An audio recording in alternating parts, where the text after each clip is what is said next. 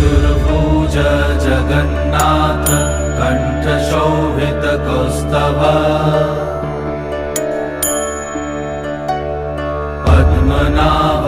वेदगर्भ चन्द्रसूर्यविलकरा जगन्नाथ लोकनाथ नीलाद्रीश परहरि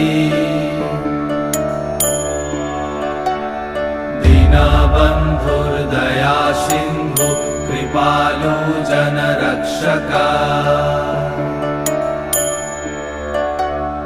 कम्बुपाणि चक्रपाणि पद्मनाभ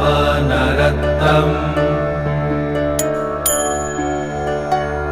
जगत्तं पालको व्यापी सर्वव्यापी सुरेश्वर